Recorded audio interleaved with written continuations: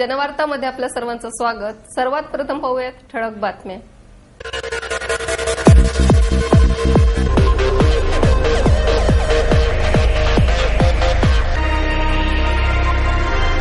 अज्ञानी लोकांमुळेच किल्ल्यांचे किल्लेपण नाहीसे झाले आहे, शिवशाहीर बाबासाहेब पुरंदरे यांची खंत। 7व्या पीवायसी एटीसी स्नूकर अजिंक्यपद 2010 स्तंभ 25 नोव्हेंबरला होणार। अध्यादेश रद्द करा अन्यथा तीव्र आंदोलन करण्यात येईल, लोकाभिमुख पाणी धोरण संघर्ष मंचचा इशारा। विठ्ठलवाडी ते पुणे बंगळूर महामार्गापर्यंतच्या बेकायदेशीर रस्त्याचे बांधकाम थांबवावे, सामाजिक कार्यकर्ते विनोद जैन यांची मागणी। आणि पत्रकारितेमुळेच मी घडलो, प्रसिद्ध निवेदक सुधीर गाडगीळ यांची भावना। अज्ञानी लोकांमुळेच किल्ल्यांचे किल्लेपण हरविले आहे, अशी खंत शिवशाहीर बाबासाहेब पुरंदरे यांनी व्यक्त केली। स्नेहल प्रकाशनतर्फे इतिहास अभ्यासक महेश तेंडुलकर यांच्या बंच ट्रेकिंग सिरीज या गडकोटांवर लिहिलेल्या 11 पुस्तकांच्या संचाचे प्रकाशन शिवशाहीर बाबासाहेब पुरंदरे यांच्या हस्ते करण्यात आले। यावेळी प्राचार्य गो ब देगलूरकर, सामाजिक कार्यकर्ते प्रकाश देशपांडे, प्रकाशक रवींद्र घाटपांडे उपस्थित होते।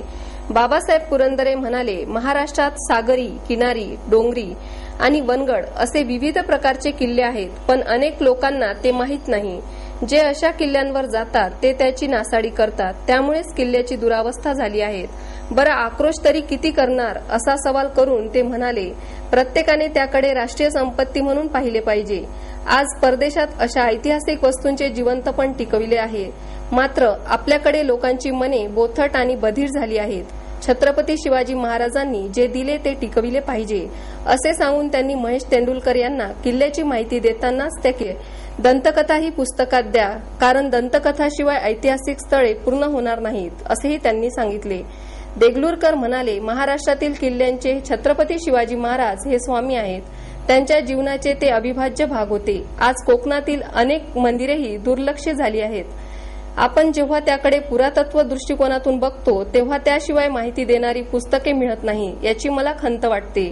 प्रकाश देशपांडे म्हणाले, आपली इतिहासाकडे बघण्याची दृष्टी वाईट आहे।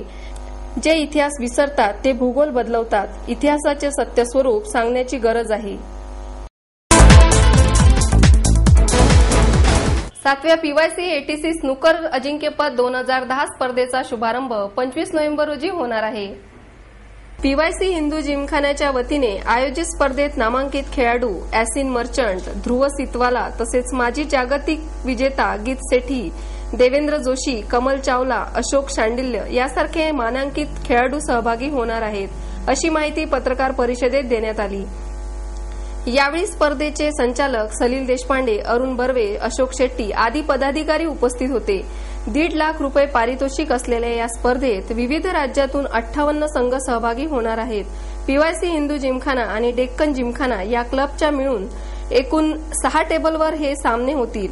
यावेळी मनीषा कन्स्ट्रक्शनचे संचालक राजन खिवसरा म्हणाले, स्पर्धेची लोकप्रियता वर्षागणिक वाढत असून आता स्पर्धेला राष्ट्रीय स्वरूप प्राप्त झाले आहे। पहिल्या वर्षाच्या मानाने यंदा 30 संघ या स्पर्धेत झुंजणार आहेत। गतवर्षीचा विजेता सेलवेल संघ आणि शिवाजी पार्क जिमखाना संघ हे या स्पर्धेचे प्रमुख आकर्षण ठरणार आहेत। अधिक माहिती सांगताना अरुण बर्वे म्हणाले, ही स्पर्धा साखळी आणि बाद फेरीत होणार आहे। याशिवाय स्पर्धेत 10 वर्षाखालील देव फडके, ध्रुव फडके, राणा कडळकर, मुर्तजा अरझाई तसेच 75 वर्षाचे अरुण कर्णिक, विजय रानडे हे वयस्कर खेळाडूही भाग घेणार आहेत। ही संपूर्ण स्पर्धा ATC clearing and shipping company यांनी प्रायोजित केली आहे। Snooker tournament. This tournament we have been holding for last 6 years with the support of our main sponsor, the title sponsor or ATC, who have promised and who have fulfilled their promises for 10 years continuous support for this cup. As normally in the last few years you have seen, this is the most successful tournament locally held, and there are this year record number of teams who are participating in this year's tournament, which is going to begin in this month on 25th and it will conclude on the 7th of December.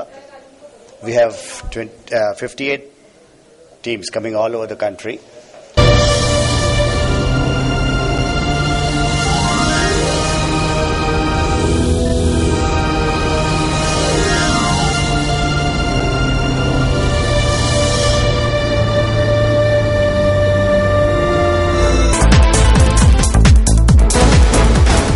अध्यादेश रद्द करा अन्यथा तीव्र आंदोलन करण्यात येईल असा इशारा लोकाभिमुख पाणी धोरण संघर्ष मंचने केला आहे. राज्यातील विविध धरणातील मूळ शेतीसाठी नियोजित असलेले पाणी कमी करून मोठमोठ्या उद्योगांकडे व शहरांकडे पळविण्याचे धोरण जलसंपदा विभागाची उच्चाधिकार समिती राबवत आहे. या धोरणामुळे शेतकऱ्यांचे नुकसान होणार असून हा अध्यादेश रद्द करण्यात यावा अन्यथा तीव्र आंदोलन करण्यात येईल असा इशारा लोकाभिमुख पाणी धोरण संघर्ष मंचाचे भारत पाटणकर आणि सचिन वारगडे यांनी पत्रकार परिषदेमध्ये दिला. सन 2003च्या शासन निर्णयानुसार जलसंपदा मंत्र्यांच्या अध्यक्षतेखाली उच्चाधिकार समितीची स्थापना करण्यात आली. या समितीकडे पाणी वाटपातील बदलांची सूत्रे सोपविण्यात आली. परंतु या समितीने शेतकऱ्यांचे पाणी पळविण्याचा निर्णय घेतला असून तसा अध्यादेश येत्या हिवाळी अधिवेशनामध्ये मंजूर करण्याचा प्रयत्न केला जाणार असल्याचे पाटणकर यांनी सांगितले. शासनाने हा नव्याने काढण्यात आलेला अध्यादेश रद्द करावा. राज्यातील पाणी वाटपाची प्रक्रिया लोकनियंत्रित व पारदर्शक करण्यासाठी व पाण्याचे वाटप समन्वय पद्धतीने होण्याच्या दृष्टीने उच्चाधिकार समिती बरखास्त करून एक नवीन प्रणाली विकसित केली जावी. राज्य जलनीतीमध्ये सुधारणा करून शेतीला उद्योगाच्या वरचा प्राधान्यक्रम द्यावा. पाणी हक्कदारीच्या बाजारीकरणासंबंधीच्या तरतुदी कायद्यातून वगळण्यात याव्यात. सर्व धरणांमधील पाण्यातून स्थानिकांना पिण्याच्या पाण्याचे व उपजीविकेसाठी आवश्यक पाण्याचे हक्क दिले जावेत व 2 पेक्षा जास्त मुले असणाऱ्या शेतकऱ्यांना पाण्याची हक्कदारी मिळण्यासाठी 1.5 पाणीपट्टी भरण्याची तरतूद रद्द करण्यात यावी. अशा स्वरूपाच्या मागण्या असून त्या शासनाने मान्य कराव्यात अन्यथा तीव्र आंदोलन करण्यात येईल असा इशारा पाटणकर यांनी यावेळी दिला आहे. विठ्ठलवाडी ते पुणे बंगळूर महामार्गापर्यंतच्या बेकायदेशीर रस्त्याचे बांधकाम थांबविण्याची मागणी सामाजिक कार्यकर्ते विनोद जैन यांनी केली. जवाहरलाल नेहरू राष्ट्रीय शहरी पुनरुत्थान अभियानांतर्गत विठ्ठलवाडी ते पुणे बंगळूर महामार्गापर्यंतच्या रस्त्याचे काम होत आहे. 2.5 किलोमीटरच्या होणाऱ्या या रस्त्याचे काम बेकायदेशीर आहे असा आरोप सामाजिक कार्यकर्ते विनोद जैन यांनी केला. यावेळी वैभव गांधी, दिलीप डाखले, संजय भोसले आदी मान्यवर उपस्थित होते. यावेळी हे काम थांबविण्याची मागणी केली असून या संदर्भात उच्च न्यायालयात जनहित याचिका दाखल करणार असल्याचे त्यांनी सांगितले. विठ्ठलवाडी ते पुणे बंगळूर महामार्ग रस्त्याचे काम काही अंशी विठ्ठलवाडी नदीपात्रातून होत आहे. ते पूर नियंत्रण रेषेखाली येते. हे काम करताना कृष्णा खोरे विकास महामंडळाकडून परवानगी घेण्यात आलेली नाही. विठ्ठलवाडी हे मंदिर पुरातन अवशेष आहे. या मंदिरापासून 100 मीटरवर रस्त्याचे काम होणार असताना पुरातत्व खात्याची परवानगी घेण्यात आलेली नाही. पुरातत्व खात्याने या जागेची पाहणी केली असता पादुका, गोमुख, एक छोटे मंदिर हे पुरातन अवशेष सापडले आहे. महाराष्ट्र झाडे जतन नागरी क्षेत्र कायद्यानुसार नदी किनारे हे झाडांसाठी राखीव आहेत. प्रत्येक 10 स्क्वेअर मीटरवर एक झाड हवे आहे. परंतु नदी किनाऱ्यावर असलेली 196 झाडे तोडून रस्ता तयार केला जात असल्यामुळे नदी परिसरातील हा हरित भाग धोक्यात आला असल्याने रस्त्याच्या कामाला आमचा विरोध आहे.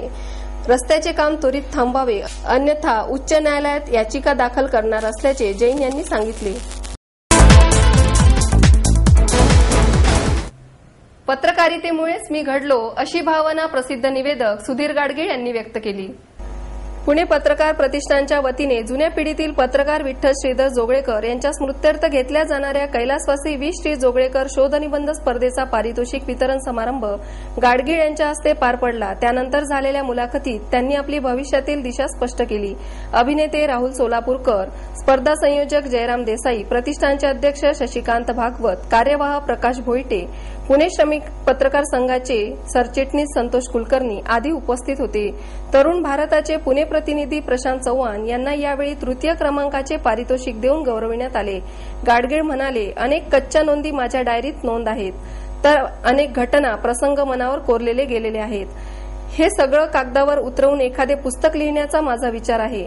तसे पाहिल्यास 3 पिढ्यांचा मी साक्षीदार आहे. 3 पिढ्यातील कलावंत, राजकीय नेते यांच्या मुलाखती मी घेतल्या आहेत. आता मात्र कार्यक्रमांची संख्या कमी करून लेखनाकडे वळणार आहेत.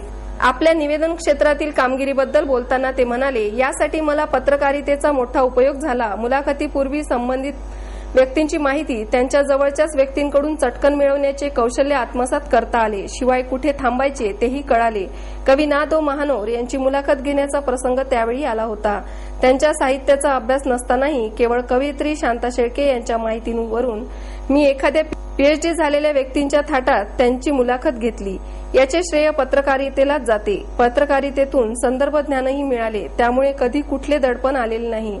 मंतरलेल्या चैत्रबनात या कार्यक्रमातील सूत्रसंचालनामुळे माझा आत्मविश्वास वाढला आणि मी मागे वळून पाहिले नाही.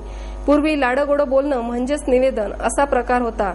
मात्र अनुक्रमणिका वाचण्यापलीकडे निवेदन असते हे दाखवून देण्याचा मी प्रयत्न करीत होतो.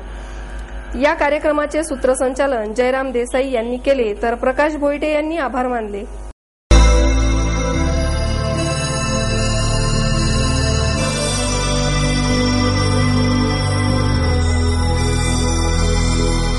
याबरोबरच हे बातमीपत्र संपलं. पुन्हा भेटूया उद्या याच वेळी. नमस्कार.